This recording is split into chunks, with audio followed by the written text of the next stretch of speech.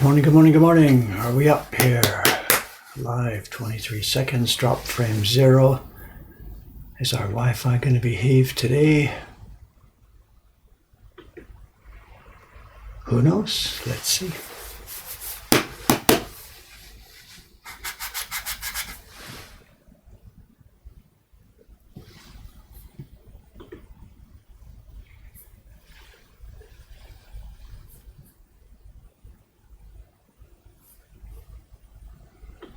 I'm not getting anything here. I'm showing up.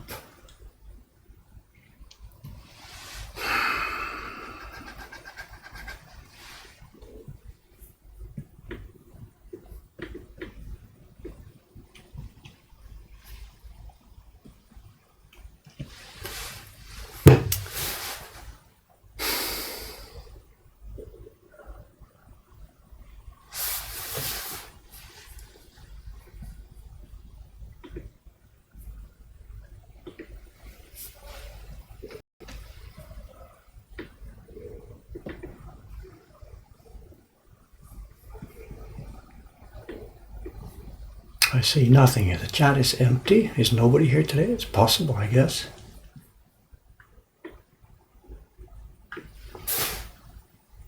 Everything shows green. Drop frame 0. Oh, here we are.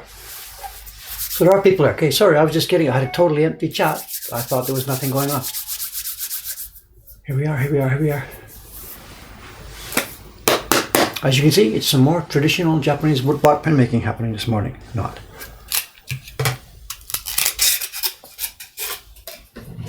This is a good news situation here today. Cold morning. Of course it's a cold morning. It's January.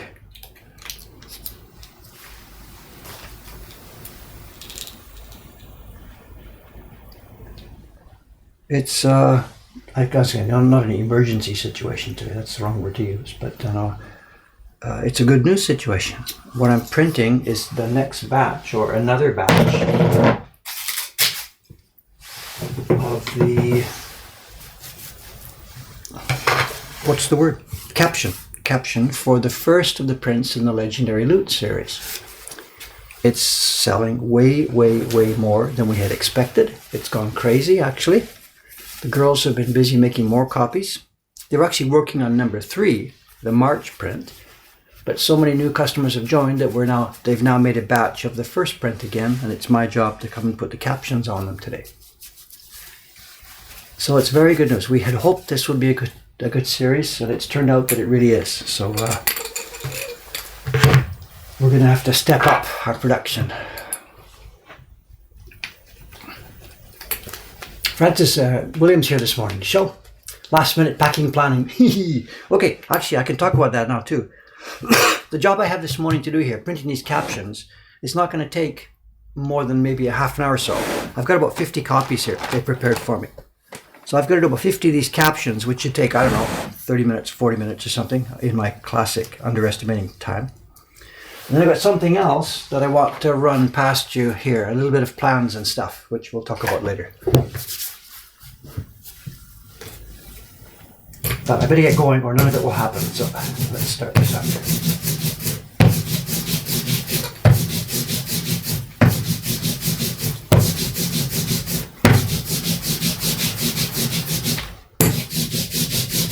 Ink on a cold morning. Yeah.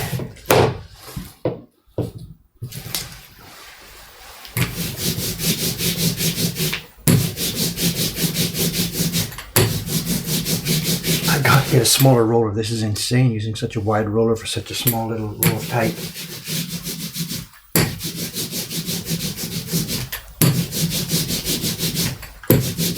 Okay, looks like we're up and running here. Let's have a go.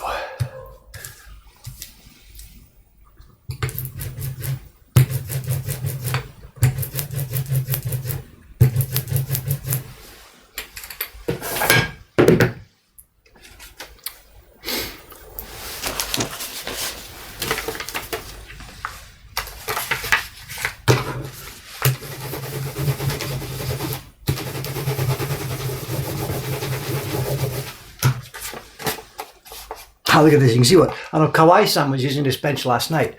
You've met Kawai-san, a young printer. He's He's working mostly as a shop assistant and party host, but he really wants to do more printing. He's almost there, but sort of not quite there. He's probably listening to this as I talk, so I've got to be careful. He's been working on this bench, and look what he's been practicing.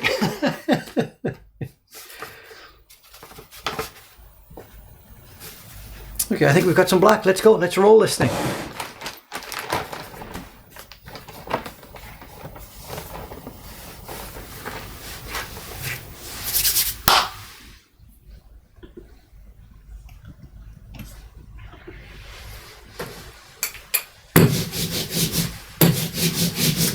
The reason I'm using different ink, somebody's asking here, this is etching ink. And the reason I'm using this and not our normal water-based inks is because I'm using a polymer plate for this. This is not a wood block. It's a polymer plate made of plastic. And water-based inks don't sit on top of such a plate. So we need to use a normal, etching ink, a normal printing ink, Western style.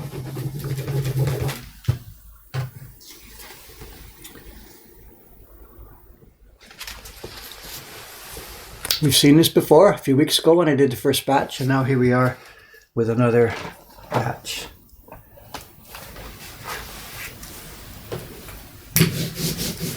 And this is not going to be me doing this job all the time. I know Ishikawa-san yesterday did her first batch. She's printing the third print in this series, and we trained her yesterday, on how to do this. So she's going to do a batch more today.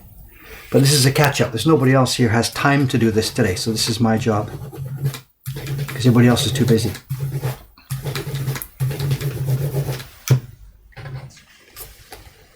I'm the guy at the end of the day who can't say, I'm sorry, I'm too busy. It can't get done. It's my job to make sure it gets done. How many Loot subscribers do we have now? I think we're pushing 150 now. Is Jed here? I don't know. Is Jed on today? I have to talk to him about that. He gets a nice royalty for these,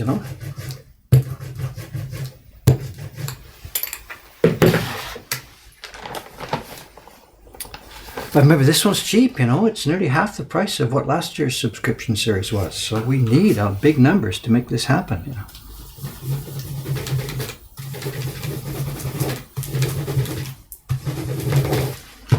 The other thing the ladies are now terrified of is getting the wrong caption on the wrong print, English is not their native language, and these are a bit jokey. It's a bit difficult to understand what the meaning might be. So they're very much afraid of putting the wrong caption on the wrong print. So, of course, we've got them numbered and labeled, but still, you can easily see how such a mistake would happen.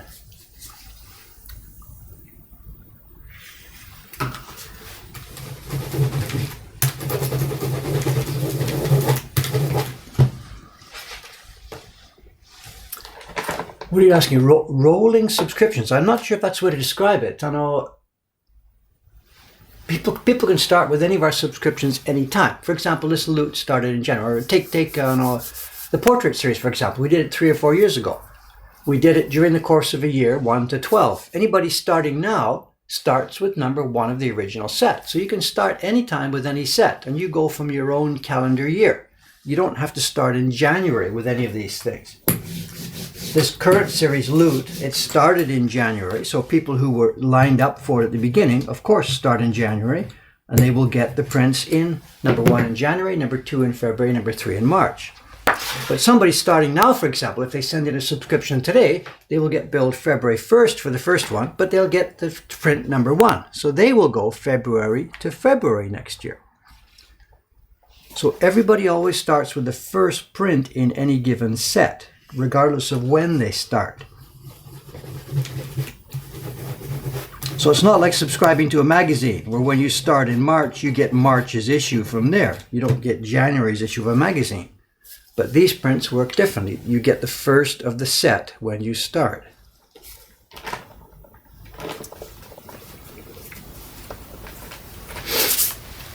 No sign of Jed yet. It's okay. That's what rolling subscription means. Okay, whatever. Sorry if I misunderstand the words. Rolling subscription.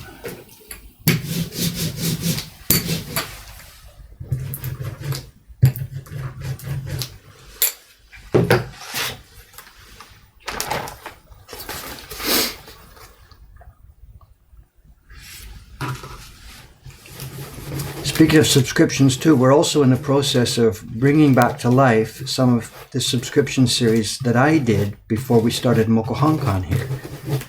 I made many sets over the years, but after we started Mokuhankan, I left my own stuff alone and it just sits in drawers over an Ome.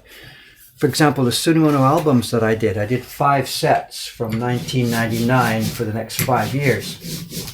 And sets number 1 and 2 were long ago sold out, but I still actually have about 20 or 30 of each of the sets number 3, 4, and 5. And they've just been sleeping in drawers over there. So now that Cameron-san is here and helping me get back together with stuff and waking up things, we're going to reactivate some of those old subscription sets.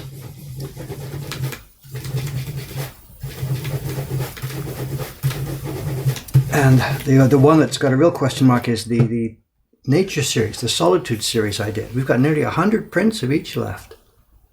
We've got to get them out into the world. Many, many people are waiting for those, but we just haven't got it together. So.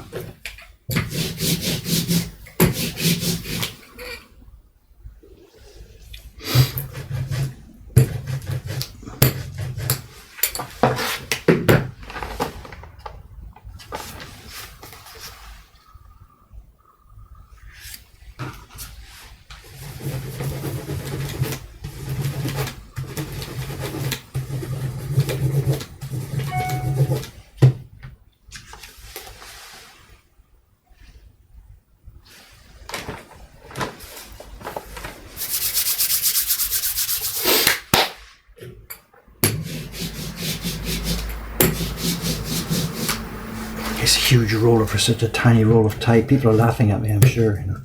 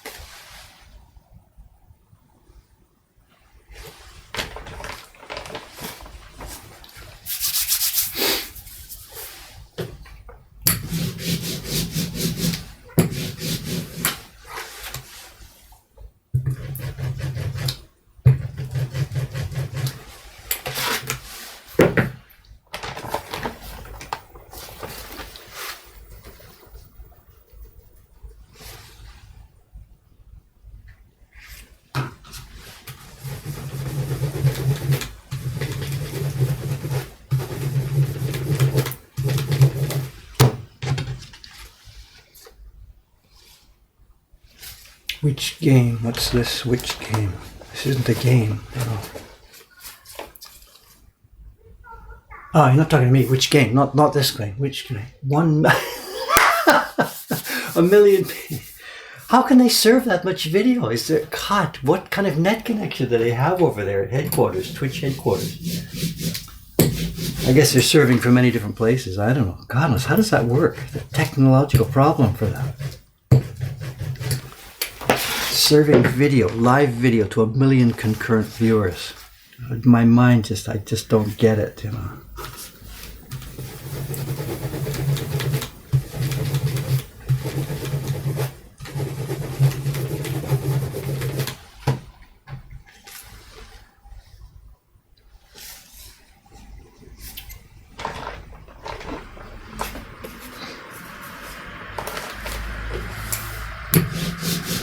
Well, I guess they've got the Amazon infrastructure behind them, of course, you know, so whatever. If anybody can do it, they can do it.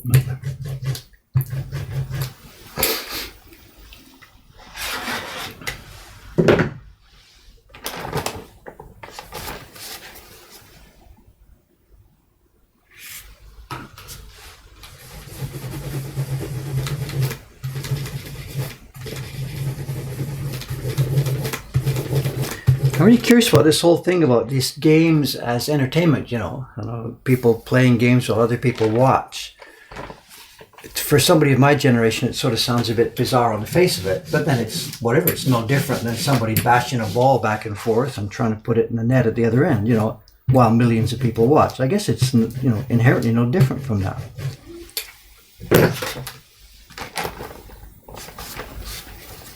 sports on a field with a ball or sports on a screen with, stuff. I guess it's no different,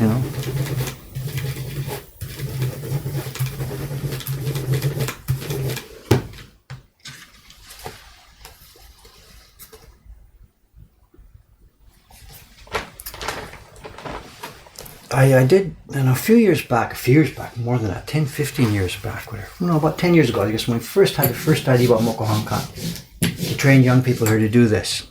I went to the Craftsmen's Association. I'm a member of the Craftsmen's Association, the woodblock craftsmen's group here in Tokyo. I'm not a good member because I don't hang around with them too much. But I am a member. And some meeting or whatever, there was a dinner going on many, many years ago. And the discussion came up about how there were no young people joining the craft and what can we do about it and stuff like that. It was really before I got involved with doing that sort of thing. And the discussions going around the table. And I remember I threw one idea in and it just got laughed away and whatever. And I guess it was too early. But I had the idea that what the Craftsmen's Association should do was try and do a mini Olympics, just something local with the guys in the group. Just have some kind of skills competition and call the media in and hopefully get it so that it looked interesting enough that young people might say, hey, I want to come in and I want to come and do that. And how do you have a skills competition for woodblock printmaking? And I don't remember them all, but I prepared a whole list of stuff like this. Because now we got the Baron that we have here, when the cover wears out, we have to retie it. And the printer sits here at his bench and reties it. And if you're good at it, it takes maybe 2 or 3 minutes. And if you're good at it, it's got a nice smooth surface. If you're bad at it, it's not quite round. And that would be a good event for a woodblock printmaking mini Olympics. That's one. There's a bunch of others. And when we've got a bunch of prints we've finished, or we've got a bunch of paper we're doing, you got to count the sheets. How many sheets do you need? And you've seen like girls in the banks or people doing money changing. They've got ways to count sheets of paper. And we also have ways to count sheets of paper, but we have to be really careful when we're counting not to damage or not to bend it. So that there's ways to do this. You go pop, pop, pop, pop, pop, pop, ka-chunk, ka-chunk, ka-chunk, ka-chunk, ka-chunk. I'm not all that good at it, but I'm okay at it. And that's another great example for a skills competition. And you could do this and this and this and this and this and make a half a dozen of these events. But it didn't fly. And I know why it didn't fly. The guys, because nobody wants to lose. These guys are all, professional workers. And if you have a competition, someone's going to win. But of course, the other guys are all going to lose. And nobody wants to be in that situation. I was quite happy to do it and to join, knowing that at that time I would have been at the absolute bottom end of the line. But it doesn't matter. It would have been fun. And when I put the idea to the girls here, the same thing. No, don't even think about this. Don't even think about it. Because they're all too afraid of losing. But it would have been cool. A little Olympics. Woodblock printmaking skills thing. I wonder how they do that. Like the NHL I saw the other day in my newspaper. The NHL had some kind of skills. What's it called? I know they had an event last week where who can skate the fastest or shoot the puck the hardest or whatever or something like that. And the guys join that. I know there's got to be a fear of losing. Suppose you come in last. How are you going to face your friends and stuff? I don't know.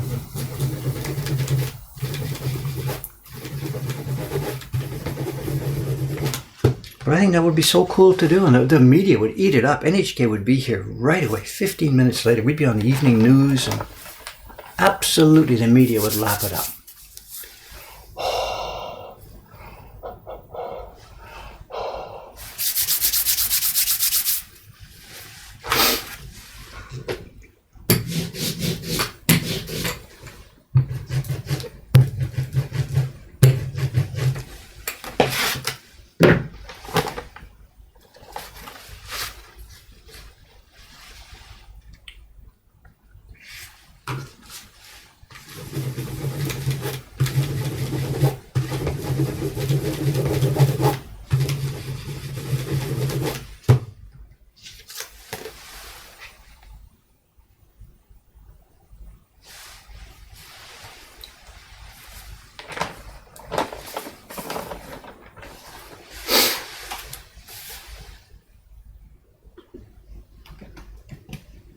what's this?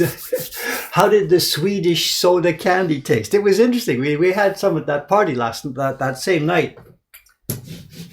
For the backstory here, the stream doesn't understand what's going on. There was a young gentleman visited here. What was it? 3 weeks ago? I can't remember now. I don't. Just at the beginning. It would have been the first week of January here, so it must have been about 3 weeks ago. He had been here before. He knows us. He's a fan, a friend, and he brought a small present from Sweden. And the present was, there was some candy, a chocolate bar, and he brought also a couple of drinks, and which is a bit. I don't mean like bottles of wine or something. These were, I don't know how to describe them. Like soda type drinks, not alcoholic or whatever. And how you get such a thing on an airplane without exploding and bringing it and getting it through the rules about carrying liquids on planes, I don't know. But here he was. And he brought us these 2 bottles, which later became 4 bottles because he gave us a double set. And yeah, we enjoyed it. We had them in we poured them into small cups, poured it around the group, and everybody had a small taste. And it was very interesting for us to have a different taste. Japan is full of new soft drinks all the time. The companies here are crazy competitive. And every week, every month, there's a new kind of drink in the vending machines. So it's not unusual for us to be trying small little drinks like this. And there was lots of confusion. I wasn't able to explain well what it was. The February 16th, no rush today. So I was able to explain to them the Yule part of it, Yule, I don't know how you pronounce it in Swedish, but I wasn't able to explain the must part of it. So whatever, I wasn't able to help the people understand what it was, but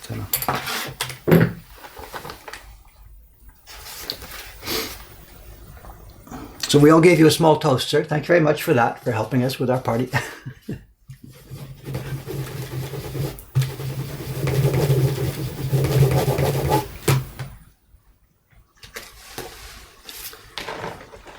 I don't know how much I can explain without getting into this man's privacy, but this young man from Sweden had come to Japan, not for the first time, but he had come to go to a specific concert. He's a fan of a young Japanese singer. And I guess apparently there's fan clubs all around the world for her. She had a concert going on, and he had entered lotteries to try and get a seat for this concert and had failed. And then tried again with some local lottery and failed. But he said, I don't know, I want to go and see this. Maybe he can tell you about the story here himself. And he had come over in hopes of being able to get into this concert, even though he had failed in getting a ticket in the lotteries.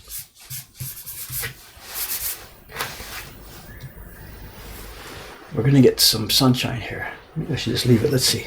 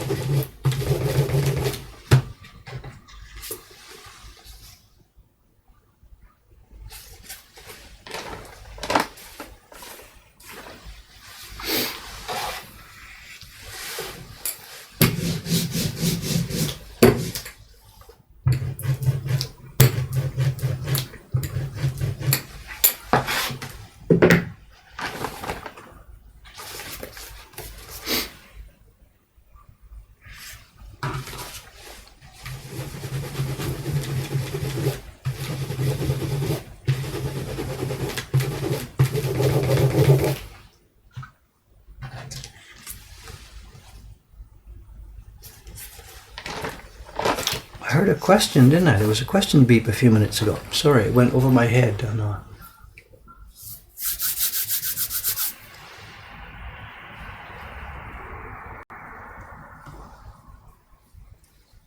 Twitch questions.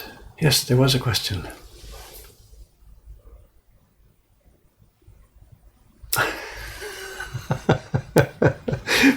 The stuff people pick up on, interesting.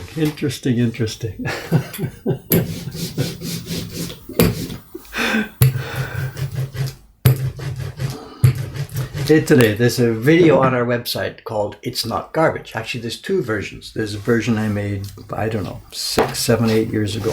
And then I did a remake, I guess a half a year or so ago.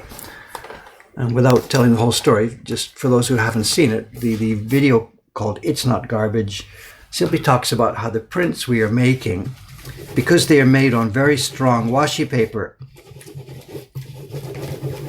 that we know from experience will last about 200 years. This is why we feel our prints are not disposable items. You know, these days in the world, our phones and cars and whatever, and appliances and things are quite disposable. We use them for a number of years and throw them away. And the point I was trying to make in that little video was that our stuff that we're making just really coincidentally turns out to be not garbage. It's an interesting point because back in the old days, in the Edo era, the woodblock prints that were made were totally, absolutely disposable items. They weren't garbage. They didn't have the word garbage back there, but they were disposable items. They were printed, used, thrown away. Printed, used, thrown away. Nobody was collecting prints. Nobody put prints on the walls. Nobody felt that they were, things that were going to last a long time. The pigments were light and easily lost their color. But the paradox is that the paper they were made on, because it was just raw mulberry with no pulp and no other stuff like that, turns out to be really long lasting. So it's really a kind of a paradox that those prints that were the ultimate disposable items turned out to last hundreds of years, longer than anything else that was made in that society at the time. And in the little video I made, I was just talking about this, how we're really sort of lucky in this, in that the things I make and the things that me and my crew here make will long, long, long outlast us.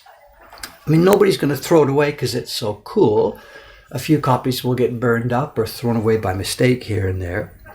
But this little print that we've made today will probably, unless civilization drops out, will probably still be here a couple of years from now. And very, very, very satisfying for us who were making them. And it turns out that it's not a bad sales point either, making this video explaining that no matter, you get this little print for $30, it's still going to last 200 years. This is really, really a cool thing. Anyway, in the video, I'm not quite sure why the question person has picked this up, but in the video I think I talked about other things that are garbage. Our iPhones, it'll be thrown away in 2 years. And a car, whatever. And I think I must have mentioned the refrigerator in my house, which at that time was, I think, about 20 or I forget what number, 25 years old at that time. I think I said something, it'll soon be it's on its last legs. And the man's question now is, how about it, Dave? Is that refrigerator still in use? And yes, actually it is still in use. We haven't thrown it away yet. So this is perhaps not such a good thing, because if you think about household appliances from 25 or 30 years ago, they are using too much electricity. They are not insulated well, and the general electronics are very old-fashioned electronics, and I'm sure it's burning way more electricity than is good for any of us. But nobody lives in Ome. It's used only to freeze the paper for the one printer who is working there. So we do need a fridge, but I can't invest, thousands of dollars in getting a new top-level, high-tech, super efficient fridge just for that one little use.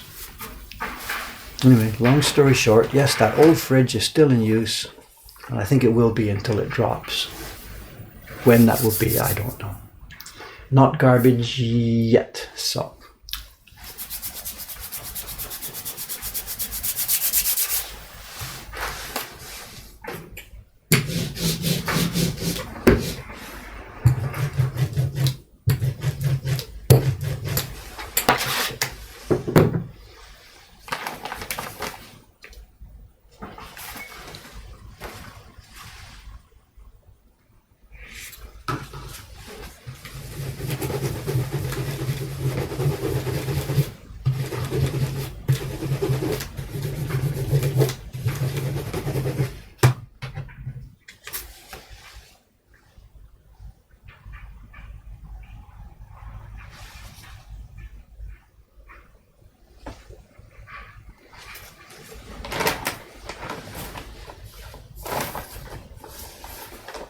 Just over halfway here.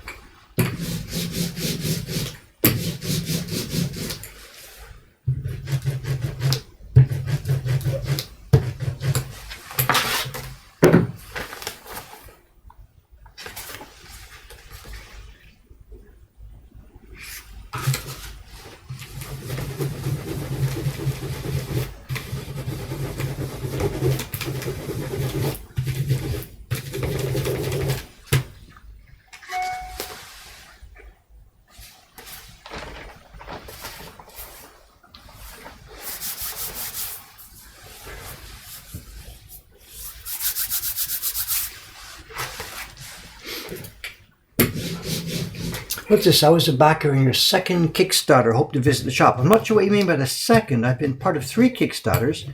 The first one was the original Ukiyo Heroes 5-6 years ago. Then the second one was the one for opening the Asakusa shop here 3 years ago. And then last year, we up-leveled the Ukiyo Heroes. Up-level, is that a word? We rebooted the Ukiyo Heroes into the boss fights. So. But anyway, if you're coming, yes. Make sure you say who you are when you come in. Absolutely, please.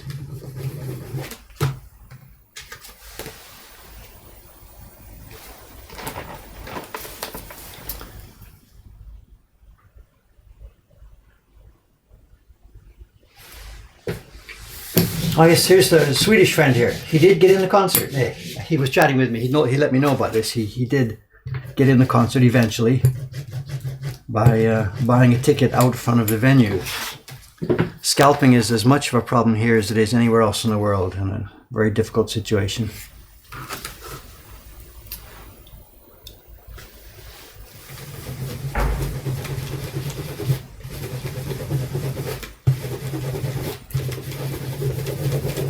I can imagine that scene outside the concert. Now, there you are. You've come from Sweden all the way around the world to go to this concert. And the tick that's counting down, 15 minutes left, 10 minutes left. The scalpers, obviously, they're trying to get rid of the tickets. The ticket becomes worthless at some point, so the scalper wants to get rid of it. But the person from, you don't tell the scalper that you've come from Sweden to do this. You obviously look as cool as possible, but it's a negotiation. That kind of thing I'm no good at all. I'm absolutely not a good negotiator. So the idea of standing outside that concert trying to get a ticket, I would not be any good at this.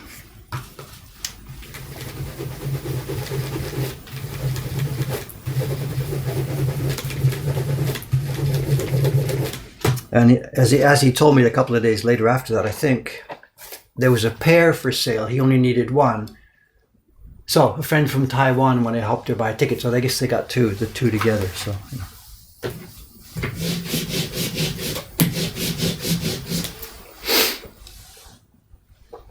Looks a little cold there today. It's normal here. It's been really cold last week. Today looks not so bad.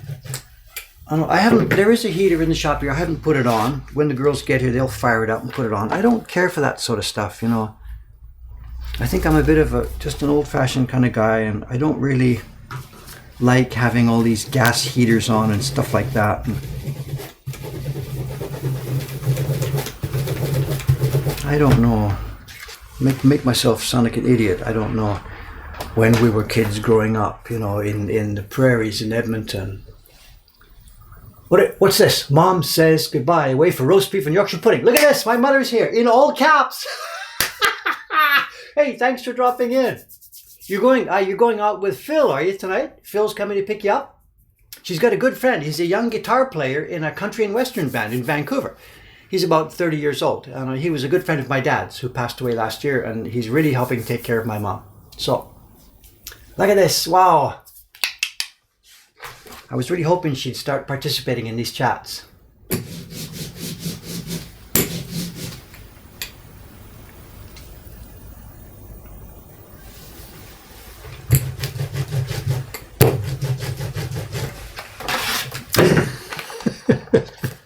On our way to 1 million viewers, including Mom.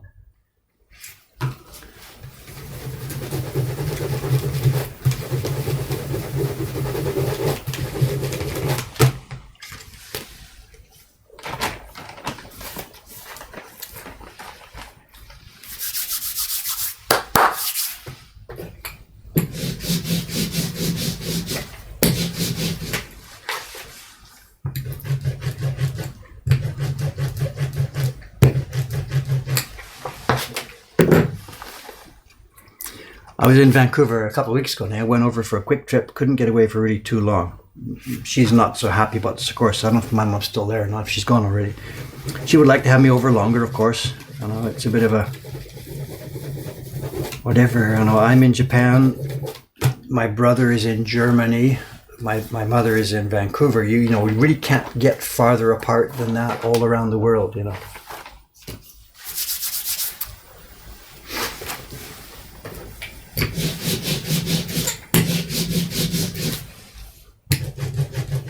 But her generation too, you know, she did the same thing. My mother, I was born in England too. Our family was English in England. And when she was young, when she had a young family, she emigrated. They left England. It was on a boat. I don't remember it, but they tell us that we left on a steamship from Liverpool for a week-long trip to get to Canada, you know, when I was 5 years old.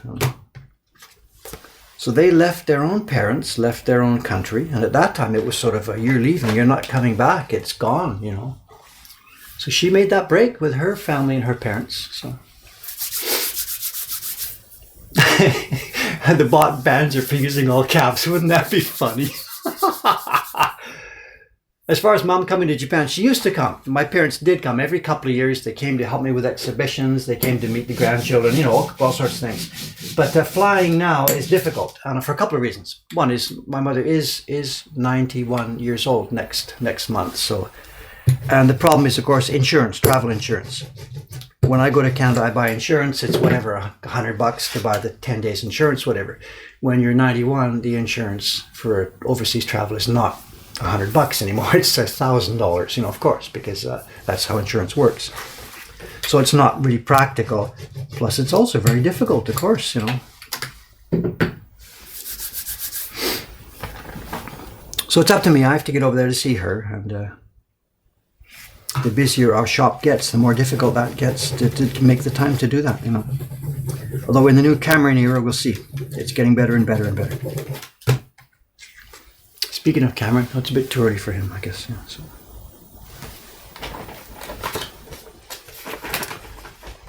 Have I missed any questions? You know, I'm making so much noise here.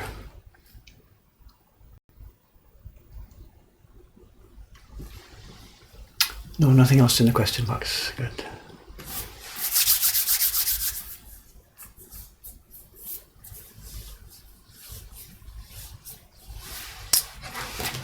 Somebody's mentioning in the videos, you know, those things about the walks outside at the end of the videos. And I'm sorry, you know, absolutely I'd like to do that.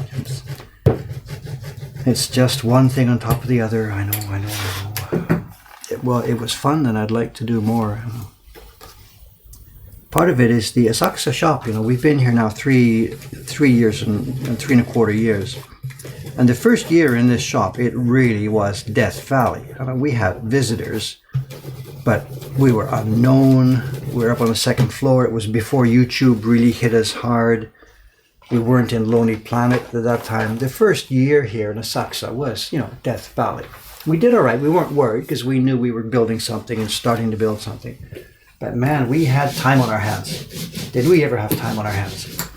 So when I did the videos, you know, I was able to do that. I could spend hours and hours and hours doing all those extra parts, you know, going out for walking and this and that and this and that.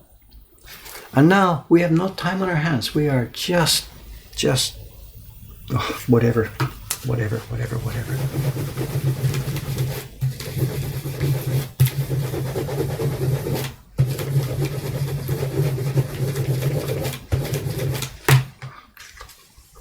Yeah, the video with the stereo ear mics wasn't that cool. I've got to do more like that. That was so much fun, you know. And still, I'm really surprised that hasn't become a thing, that more people don't know about that. Binaural mics.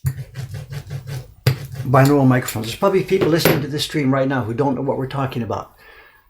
Back on my video page in the YouTube channel, I did the videos on the Great Wave Print. And episode number 11, I think it's episode number 11, after I talked about the print, I did the thing where I went outside, walked around up the Sensoji Temple. And for that particular episode, I used what are called binaural microphones. I put the microphones in my ears. They look like headphones, but they're actually microphones. You put the mics in your ears, plug it into your camera, and walk with the camera. And the camera picks up sound exactly the way as humans pick up sound. And that when something comes to life, it goes zoo, zoo, zoo, zoo, zoo, zoo, zoo, zoo, zoo, zoo. And you can hear this on the video. And if you play the video with headphones, it doesn't work if you're using open speakers. If you play the video with headphones, then when something goes from the left, you hear that in the headphones. And you can hear somebody go, oh, there's somebody behind me, he's coming closer. It's really, really cool. If you haven't tried this, do it. As soon as I'm finished streaming here today, go to my YouTube channel, go to the Great Wave series, number 11, and jump ahead. Forget the printmaking. Jump ahead to the part where I walk outside and try this. And you need headphones, and you've got to have them left on left and right on right. And somebody's posting it. There's YouTube people who are doing this. It's a real thing. If you Google it up, binaural microphones or binaural sound. And if you haven't experienced it, it will blow you away. It's fantastic. I think I've heard one on YouTube there. What somebody had done is they'd gone to the barber shop to get their hair cut. And they put these little tiny mics in the ears and told the barber, look, leave it, blah, blah, blah. And the barber's cutting, chuk, chuk, chuk, chuk, chuk, chuk, chuk, chuk, chuk, chuk, chuk. And it just sounds like you're right there with the scissors all over the place. If you've never tried it, try it. Forget the printmaking. You know what I meant.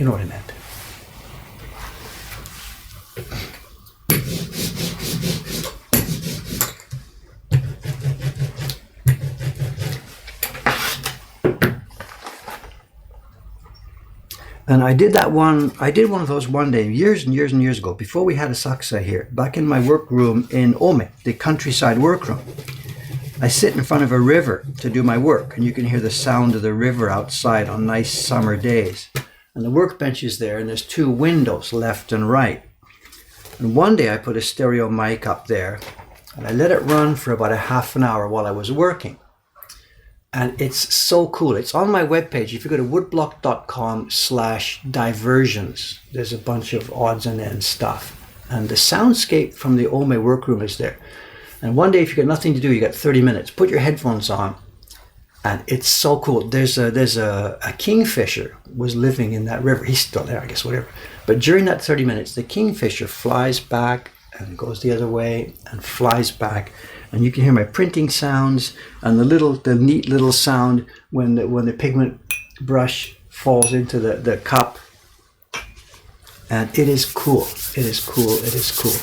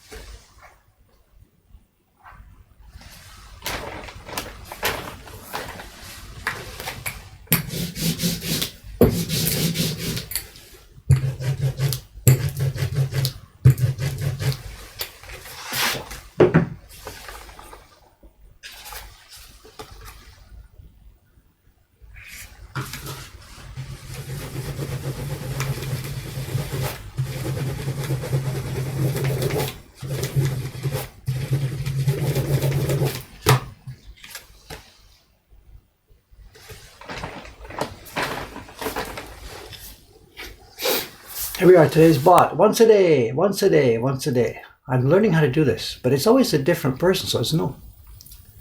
Come on, sit still, chat, please. Here we are. Here we are. Block user. It's blocked, but it won't make any difference because tomorrow it'll be a different one.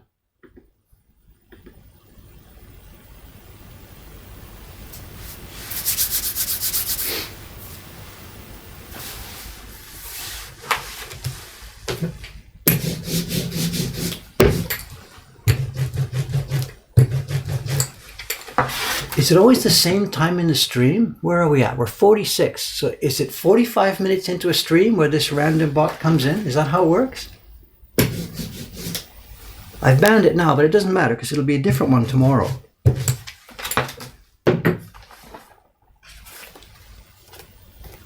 Yeah, that's right. Block the phrase. Yeah. Yeah, okay, let's do that. Block the phrase. Okay. Do I do that at my end, or is that a function of the bot?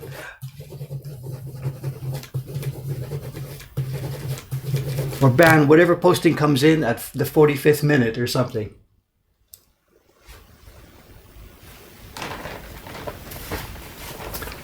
Ban anything that has WTF and just tell the users you can't use the phrase WTF. I think they all have that part of it, right?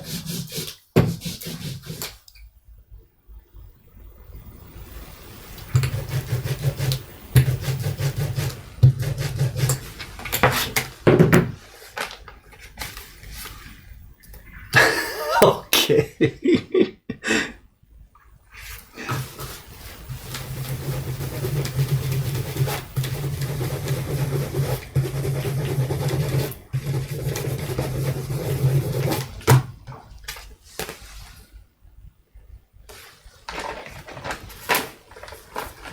But surely the bot just reacts to stuff that's happened. It's not watching everything that's happening and culling it before it happens to show.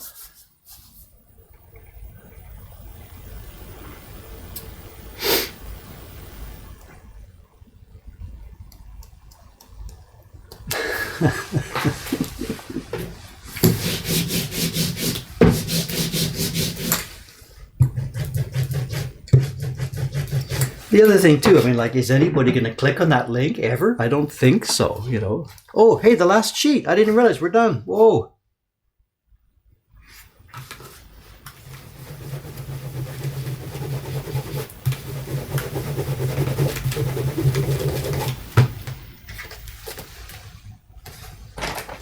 The last sheet. I usually warn people when we're getting near the end. I didn't even know myself. Okay. Okay, that's that. But now, what time is it? 8:50.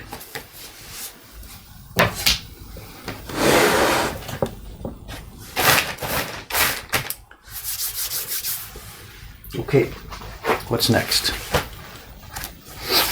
What's next is this. So now that's the end of the printmaking work today. So I'm going to take maybe 10 or 15 minutes, whatever. I've got a couple of things here to toss out. I've got a link here prepared. Where is it? I had a link prepared. I've lost it.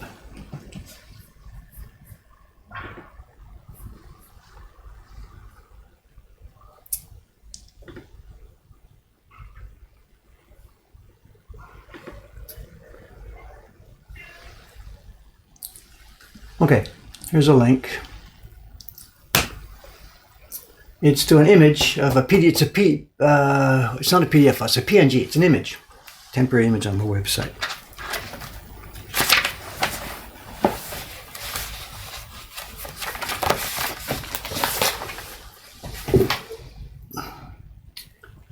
Here's another one. Okay, there's two images. Those links are safe to click. Trust me, trust me, trust me.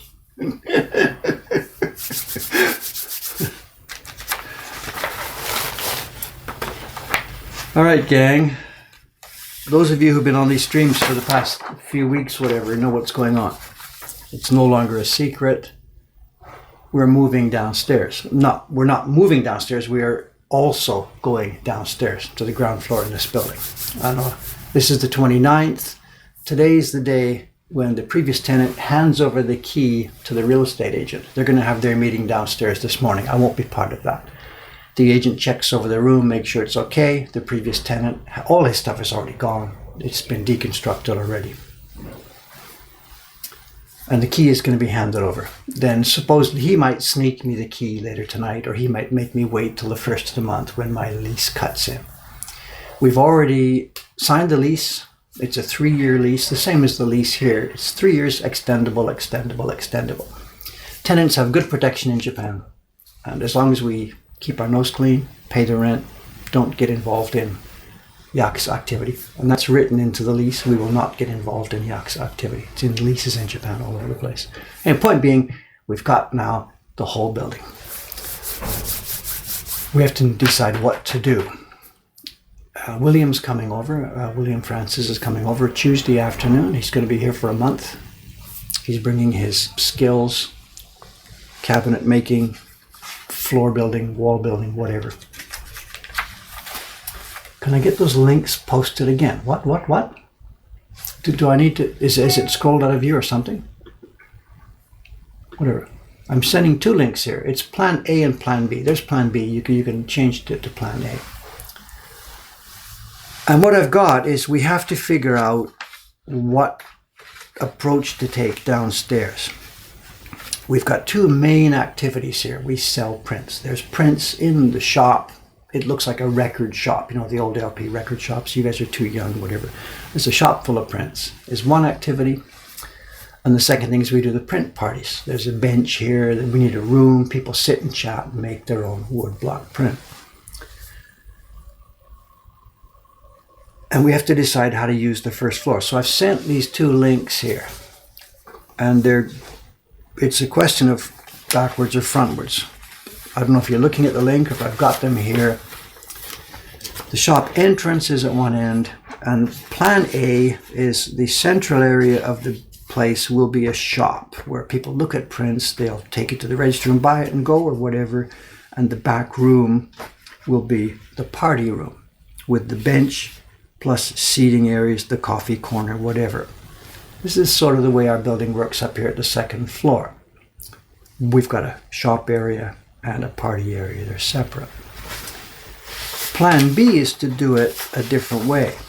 Plan B is to put prints for sale in the central area and also put some party space in the central area. So people are making prints in the active shop itself. And then in the back room, we've got a seating area with a coffee corner and Dave's carving bench and a printing bench there side by side.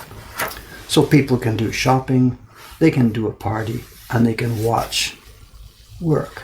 I don't want to be tucked away up on the 3rd floor because I got to be downstairs, upstairs, downstairs, upstairs. People want to come here, they want to meet me, they want to see what's going on. So I'd kind of like to do this with a carving bench in the back room where people can see me and I'll be able to talk to them. But it means while people are browsing for prints, they're in the same room as a bunch of people who are noisily chatting and blah, blah, blah, and making their own prints. It wouldn't be a quiet, peaceful shop. It would be a totally chaotic environment.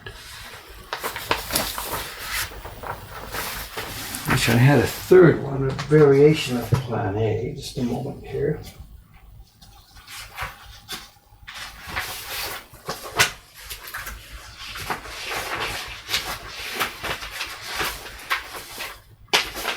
Oh, yeah, of course.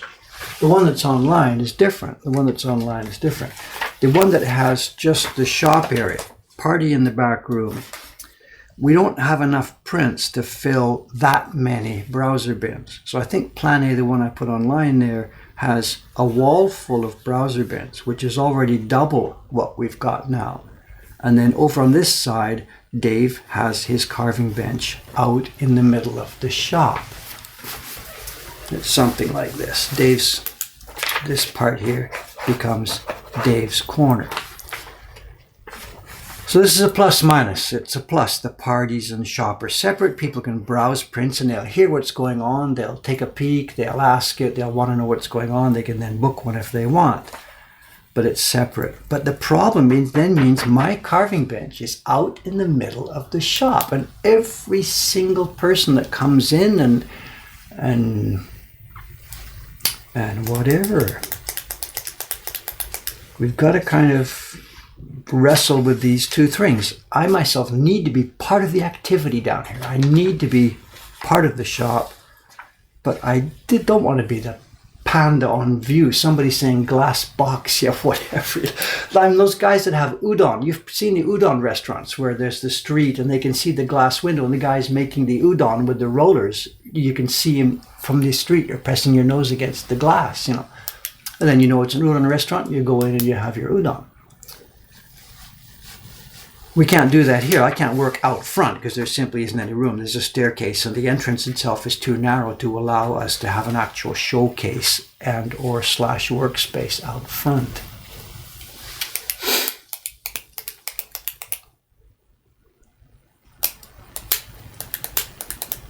I'm not too worried about my productivity because, you know, during the days anyway, during the daytime, shop hours are not productive for me anyway. I do a bit of this and a bit of that, and I do a bit of print parties, and I do it talking to people, and all the way through March, April, and May, and then October, November, first part of December, and then again at the year end.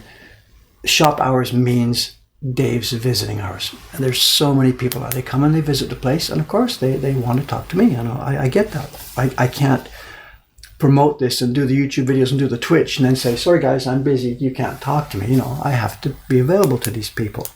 So I don't expect to be able to do delicate, detailed carving minute by minute by minute during the day. I'm not doing that now, and certainly I won't be able to do it next year when we go downstairs. But I have to be accessible. Right now works fine when I'm not actually walking in the shop. Now I go in the back room, I sit at my bench, or I do other work. My computer is also there. So it's my workspace rather than my carving space. And the place is just not big enough to do those three things, to do a shop space, to do a party space, and to have a small workroom space. If it was longer, we could maybe get away with it, but it isn't longer. And another problem, of course, is that the stairs to go upstairs are outside. It's a separate access. If the stairs that we're going up were internal, and people come into the shop, there's the browsing area, there's the carving, printing, demonstration area, and parties are upstairs, book here. You know, we could even have a video screen showing what was playing upstairs and stuff like that. If the stairs were internal, but they're not. You can't say to people, hey, let's go outside and go down and go in the upstairs and come in. Separate door, separate key, separate staff.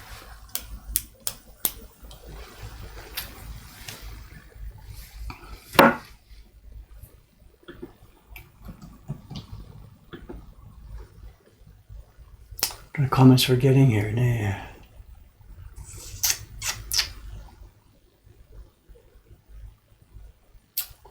The party benches in the center, I think, will be difficult. You know, another part of this too is the width of this building.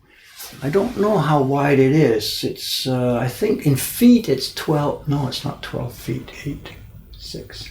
It's 10.5 feet, which is meters. It's what? It's not quite 3 meters. You've got the bin, the browser bins themselves are nearly a meter wide. The print party, I mean, it just doesn't work. People's bums will be banging back and forth on each other, you know, so.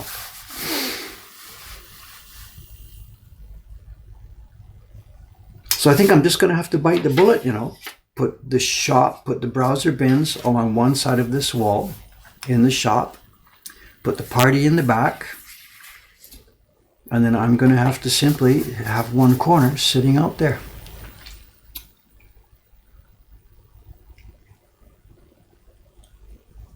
I don't see any way around that.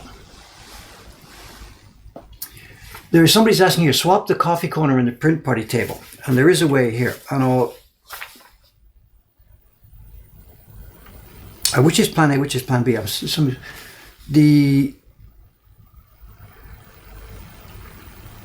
There is another option, you know, here in the print party room in the back here. If the print party's in the back, at the moment, the print party table is in the visible area. And that's another question. Do we want it visible? Actually, it's visible from the street. There's a glass door. So we want people to be able to look at the shop and say, hey, people are doing stuff in here. What's going on? What's going on? So putting the party bench here so it's visible from the shop is a factor. We could also switch this so the party bench is hidden from the shop so people can hear what's happening and come and investigate.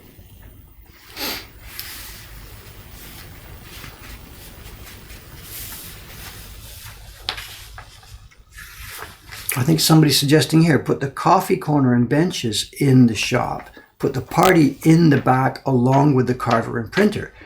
That's really tight, really, really tight. We've got, we do sometimes parties for 1 or 2 or 3 people, but just as often we do 4 or 5 and sometimes even 6 people. And I can't see having a party bench, room for 6 people, and a carver's and printer's bench in that room at the same time.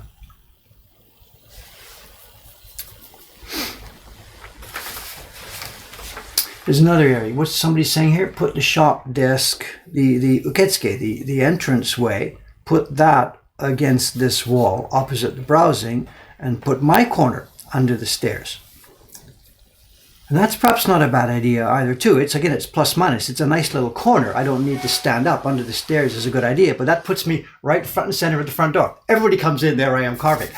Do I want to be in that position? Who knows, who knows, who knows. But that is something else too. Switch these two around, Yeah, these stairs, just to confuse, I've drawn the stairs here. That's the stairs from outside, but in the first floor, those stairs go over your head. We're seeing the underneath the stair space. Good morning, Cameron-san. Hello, hello, hello. Have you looked at the mail? There's been stuff coming in. Yes. Stuff coming in, stuff coming in. Orders and... Come and say hello to the gang here. I've just finished, I finished the printing. I'm doing more. As you know, loot subscriptions are doing well, quote unquote. So I've been doing some more. We're going back to number 1. Oh, great. Doing some reprints.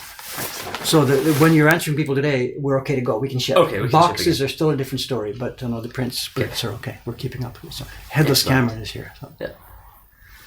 Wait, what? Oh, Headless Cameron. Yes.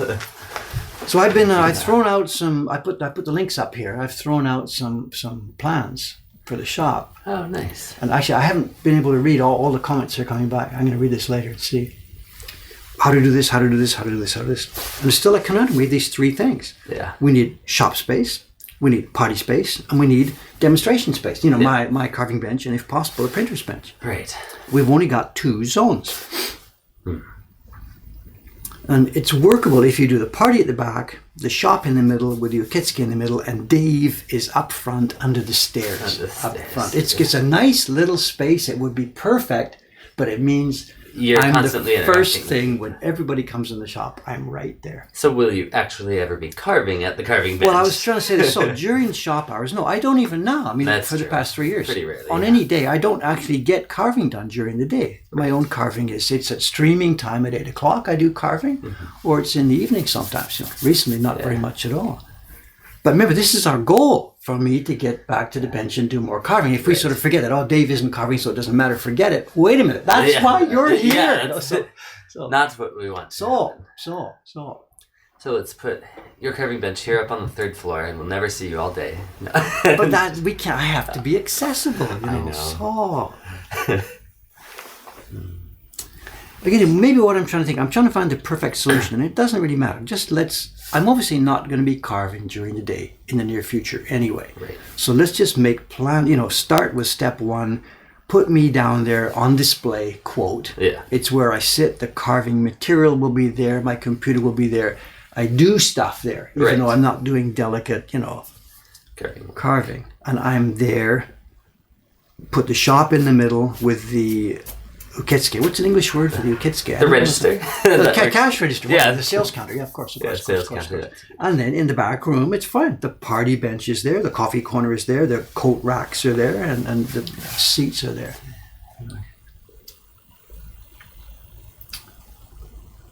I'll put up a wall in the middle of the first one. This thing's only 10.5 feet wide. If that's what you mean. If you mean split it down the middle, I don't think that's possible. We had that on the second floor. We had to take it out because it was just too much divided. Yeah. It turns into a narrow hallway. Yeah. And some are saying put the party up front. Like we've talked about doing that before too. Or you have it here. One of them. Party? You mean in the shop area? Yeah. So. the benefit there is people outside look through the glass door. They can see something going on. Right. You know? Is that good or bad? Is that going to scare them off, or is it going to encourage them in? You know, people saying says seeing a deserted store can be off-putting, but seeing more customers. Okay, this place is open. Something's going on. Let me go check it out. Fireman's pole. Dave comes downstairs with a fireman's pole. Yeah, there we go. So a little bit of concrete in the way there, but so. Yeah. Somebody's saying long. People always came in more when they could see other people. I buy it. So absolutely. So so. But whether it's actively party doing something, or whether it's people who are sort of shopping, looking at stuff, right? You know, so.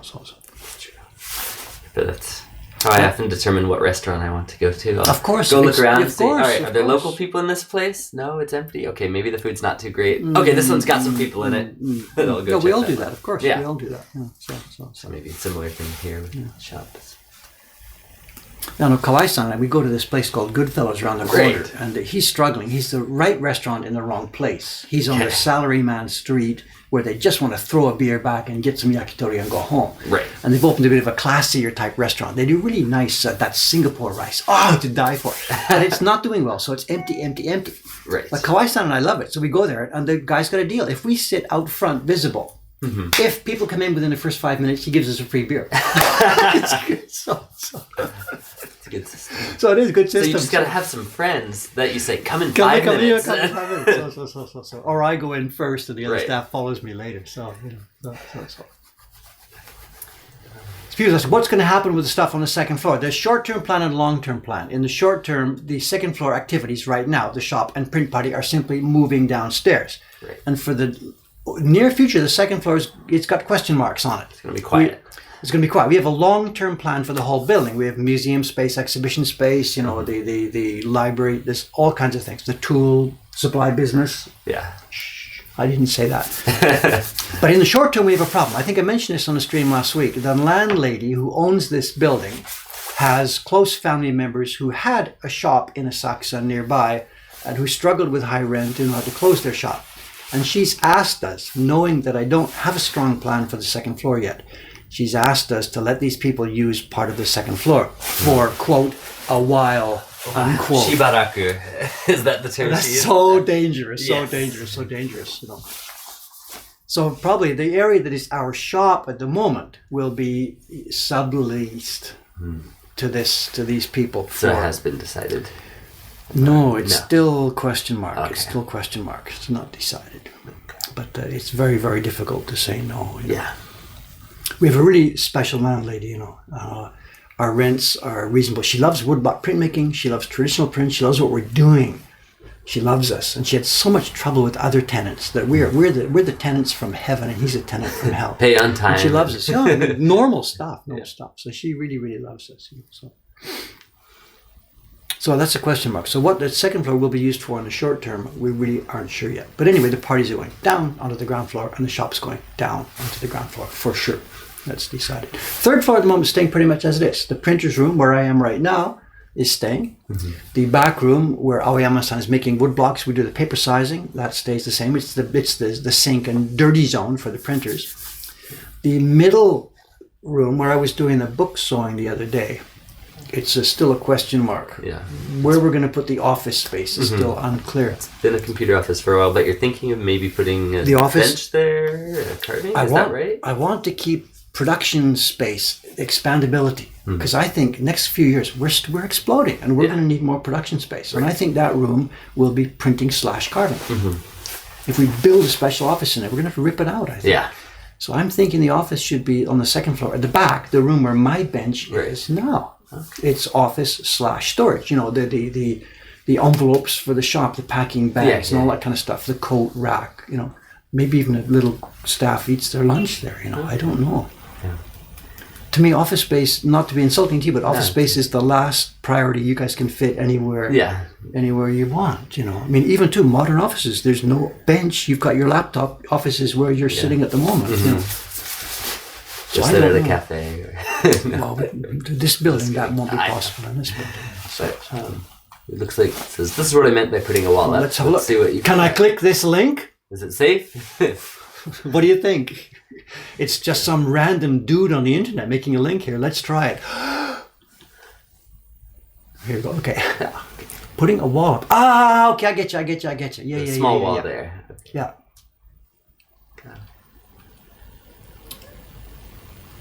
Yeah. Yeah, I get you. A partition, I think, would have been a better. Yeah, partition. Everybody else has seen the link. What a partition space here. So. Put Cameron under the stairs. Then. Yeah, really under the stairs, right? So how tall are you? No. Just duck down a little bit. Okay. Duck down a bit more. There you go. Yeah. There you go. Don't stand up. This comment here, maybe Mokuhankan will own its own building in the future. Please don't talk about this too much. I know she is an elderly lady. She loves us very much. She has no direct family. She owns a lot of buildings. This could go a lot of different ways. It really could go a lot of different ways. I know there's a bit of a paradox here in that in recent years, in recent decades in Japan, land prices have collapsed over the past two decades, right? Since the early 1990s. Right. After the bubble time, which was 80s, early 90s, land prices collapsed all across the whole country. They are still in, quote, a collapsed situation. Mm-hmm. Land in most places in Japan is worth next to nothing. Buildings that are old like this are worth not only next to nothing, they're a negative asset because they're a liability because they have to be torn down. There's 3 exceptions to that. The cost of land prices are rising in 3 areas. I can't say in Japan, but certainly in 3 areas in Tokyo. Yeah. Because of the influx of tourism. Omotesando, Ginza still, and Asakusa. It recovered some years ago, and year by year now, the index they have that shows land prices is rising. Mm. So if we were to buy this place, we got to do it right now. But she's not ready to do this right now. She's not selling. And what am I doing? Talking about buying a building in Tokyo. I mean, what? Am I insane? We're doing well. We have good prospects. It's positive, negative. We could certainly, if we had a good, solid plan, we know where we could get some financing. I think, we could make a good plan and the fans and could do it. The downside there is we're still not a company. We're still, what's it called in English? A proprietorship. Yeah. It's a personal business. This whole business is my wallet. When people buy prints, it goes into my wallet, tax-wise. And when I pay Cameron, it's David personally paying Cameron. It's a personal business. Yeah. So from a bank's point of view, you want to borrow, like, how much? $750,000? Really? How old are you? I'm 66. I'm not even a citizen. I mean, it's just not going to happen. Not going to happen. So how to finance it would be, we would have to get really, really creative. And maybe the people out there would be part of it. I don't know. But yeah, we want this building. Absolutely. Future protection. Little old lady across the street, she makes and sells purses. Right. No customer, 1 a week or something. But it doesn't matter because she's not paying street level rent. She owns the building. You got to own the buildings. Mm-hmm. So here, somebody's already saying, if you're looking, I would contribute to buying the building. We know we could put together a very interesting package, some kind of equity in Mokuhankan or whatever, through the fans and shareholders. We know if we had a strong, steady plan, a projection of income, do it the real business way. Yeah. But she's not ready to talk like that. So here we are, the Mokuhankan Institute Tower. So I don't want to tower up. I want to go a bit wider. These narrow buildings, there's so much. That's a huge problem too, This building is past life, end of life. It's about my age. And the government wants it gone. It's dangerous. It's crumbly. It doesn't have elevators. It doesn't have a fire escape. It needs to be replaced. But the new rules in Tokyo, the old rules were you build a building to your property line. The next guy does the same thing. So the buildings are flat, flat, flat, flat. We touch the building next door. Yeah. They're like glued together. Whatever, they half support each other. This is a problem when one gets torn down. They got to, prop up the other one while they're doing that. But the new rules are there must be fire, whatever they're called, fire gaps or fire spaces, and it's 1 meter. So each person has to come back 50 centimeters, which is more than a foot. So if we rebuild this building, that wall comes in 50 centimeters. That wall comes in 50 centimeters. We don't even have 3 meters here. So the building, this space becomes this space. Also, we need an elevator, legally required, wheelchairs, of course, common sense. We need a fire stairs, internal stairs at the back of the building to go down. So what's basically the whole back room becomes elevator and stairs. So you lose half of the back room and you lose quarter of the width. So it doesn't happen. This is what, so the real estate guys come in with their offers and they buy building A and B and C and D all in a row, blow out all the tenants, put up an office building with nothing on the first floor, destroy the streetscape and rent the offices upstairs. Because it makes sense when you're building 3 or 4 or 5 or 6 of them at a time. Right. It destroys the city. And that's what's happening everywhere. Somebody's looking for inroads in Tokyo landscape, Tokyo and real estate. So, Mokuhankan coin. Yeah, I see Dave. Don't get insane here. So, anyway, that kind of coin. So do an ICO. So that kind of talk is still speculative. We're not ready to even think about that. So, not even going to think about it. Do we have sprinklers? No, of course not. The building was built before such things were invented, for God's sake. This building is older than I am. But a new building, of course, comes to strong codes, super earthquake structure, sprinklers, fire, the whole thing. Common sense. I'm not complaining about the modern regulations. I love it. But the particular case of modernizing a very narrow old building is a huge problem. Buy the one next door. I mean, come on, just get real. These are woodblock prints, woodblock prints.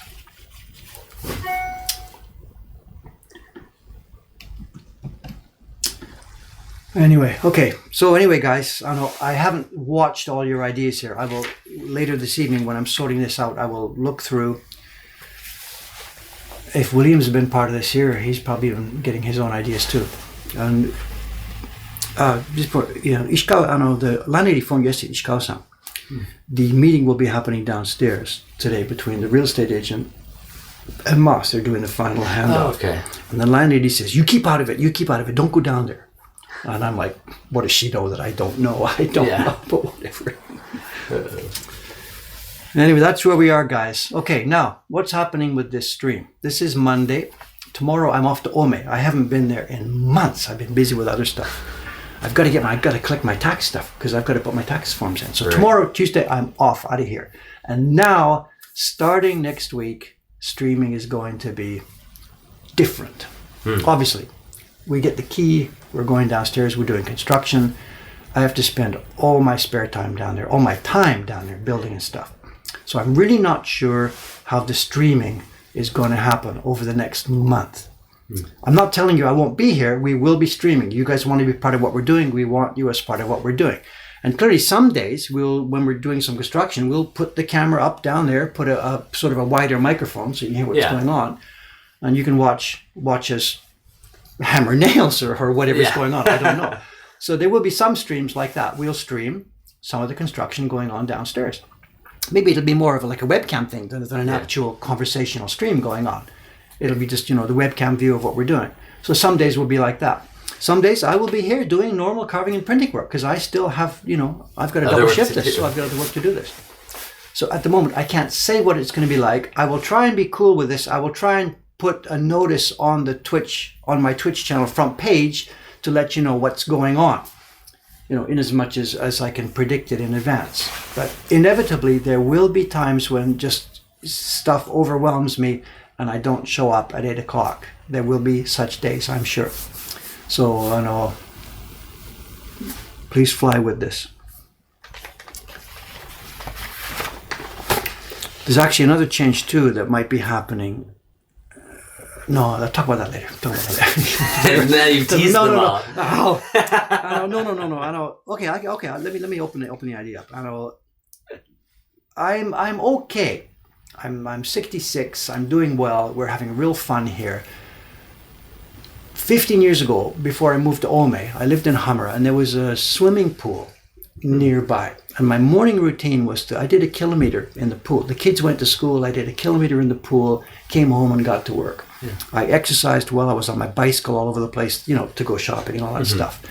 I moved to Ome. There's no pool nearby, and I stopped that. Here now, I've moved to Asakusa. I don't need my bicycle. I get no exercise. I need to get back to doing something like that. Yeah. I'm not sick. I'm okay. I'm fine. But I need to change my life a little bit to get back to taking care of myself a bit more because I'm maybe working a bit too long. I get the emails. No, Dave, are you okay? You look not so good. You look tired. You look sick. what there is there's, I don't know if you know what this is, in the Rocks shopping center, Right, 2 blocks yeah. down the street, there's a health club up at the top of it. Yeah. And it's like, it's $1,000 to join, and it's just bizarre. It's in the middle of Tokyo, like New Kaikin wa Juman, Maitsuki Goman Toka. And it's crowded. That's why I looked at it first when I came here. Yeah. And I said, no way, I'm not going to do this. Even if I joined, I'd do it twice and I wouldn't go because it's just too crowded. Yeah.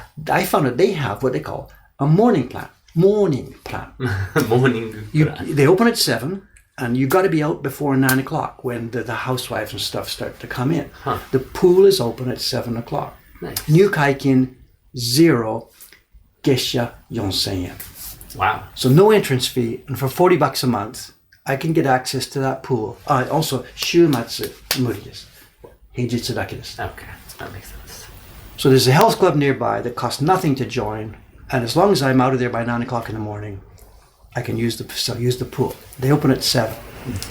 The problem is, of course, this is streaming time. So the idea is maybe what I would do is this: get up at 6:45, drag myself together, hit the pool at 7. I'd be out of there, shower, whatever, get out of there by 7:30. Come here and start streaming at 8. I mean, this is starting to sound like a lot of stuff going on all at the same time, you know. So I don't know. So one idea is for me to do some exercise each morning and to change the streaming, and instead of being an official 90-minute stream each day, start at 8:30 and cut it back to a 1-hour stream each day. And nobody can complain if I'm using that extra half hour to do some exercise, I think. Yeah. Anyway, so these ideas are on the table. It's not going to happen in February because, my God, in February we have other things to do. You're getting lots of exercise anyway. So I can be up and downstairs if nothing else. So. Yeah. Good morning, Aoi. I'm Sandalo.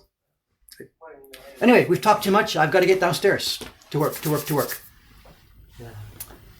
So things are changing. Things are happening. I know tomorrow is off. I will post what's going to happen on Wednesday. Wednesday probably will just be a normal stream. I'm here doing more of these captions or something. I've got no idea.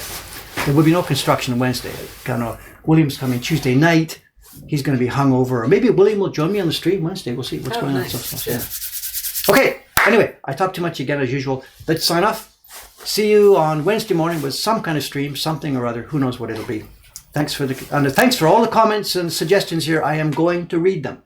Somewhere in the middle of those comments, maybe, oh, look at this. This is the idea, how to make this work. Thank you very much, guys. Signing off. Bye-bye. お疲れ様でした. See this, God bless, God be with you. There's a story to there. That was what was happening the other day, you know. Oh, really? Well, yeah, they were asking about お疲れ様でした, お疲れ様でした. Yeah. The literal, because when you're looking at a foreign language, you tend to take things at their literal meaning. Right. You know, we have worked hard today together, and that's not really what the word means, but whatever, casual use. But anyway, and then I was, as a comparison, I was explaining the word goodbye. Yeah. As far as I understand the derivation, it comes from God be with you. Yeah. But I don't actually believe that when I say goodbye to somebody. But there you are. Here it is. Okay. God be with you. Okay. Francis Sangha, flight at 7 p.m. All right. Goodbye, guys. See you soon. Bye-bye.